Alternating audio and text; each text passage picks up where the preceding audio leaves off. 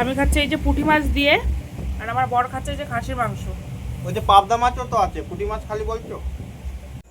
Hello বন্ধুরা, আমি সঙ্গীতা আর আমার দুনিয়ায় সবাইকে অনেক অনেক ভালোবাসা। তো বন্ধুরা, আজ ভিডিওটি দিতে তোমাদের মাঝে একটু লেট হয়ে গেছে, অনেকই লেট হয়ে গেছে, কারণ আমার শরীরটা ভীষণই খারাপ। তোমরা তো জানোই, সবটা তোমাদের সঙ্গে শেয়ার করছি যেহেতু ডেলি ব্লগে। তো প্রবীর গেছে বাজারে, দেখা যাক কী বাজার করে নিয়ে আসে।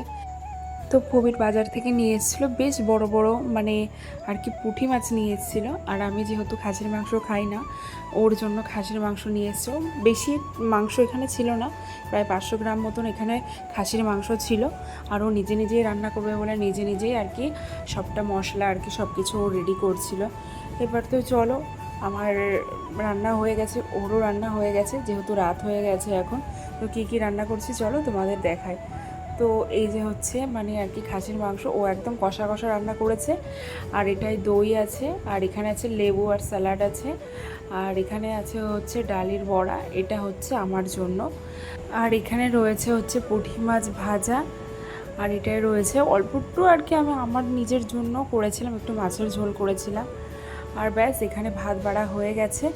আর আমি মানে আর কি খাওয়া শুরু করে দিয়েছিলাম, প্রবীর যেহেতু একটু গ্রামে গেছিলো আর কি রুগী দেখতে। আমি খাচ্ছি এই যে পুঁটি মাছ দিয়ে, আর আমার বর খাচ্ছে এই যে খাসির মাংস। ওই যে পাবদা মাছও তো আছে, পুঁটি মাছ খালি বলছো? কেমন হয়েছে আমার মাটন রান্না করাটা? হ্যাঁ, ভালো হয়েছে, এক নম্বর। 1 নাম্বার হয়েছে। মিথ্যে কথা, কারণ আমি এই মাংস একদমই রান্না করিনি, রান্না ওই করেছে। ভালো হয়েছে। আর আমি রান্না করেছি এটা পুঁটি মাছের ঝাল, জল খাই দেখো না, খালি তারপরে আরে কোনো গন্ধই নেই। কি বলে ডালের বড়া, স্যালাড, লেবু,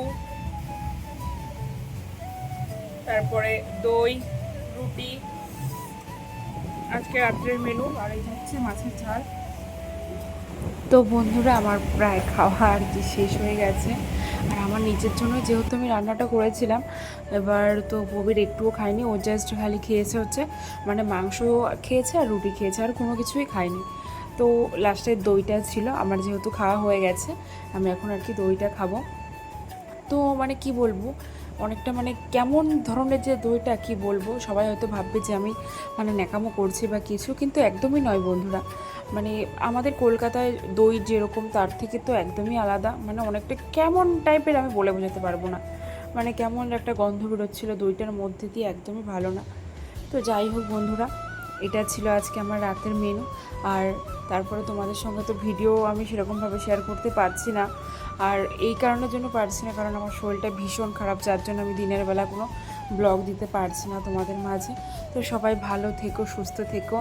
আর আমিও একটু একটু মানে ঠিক হয়ে উঠছি, যেহেতু এখানে ভীষণই গরম, গরমের মধ্যে মানে থাকা খুবই মুশকিল হয়ে যাচ্ছে।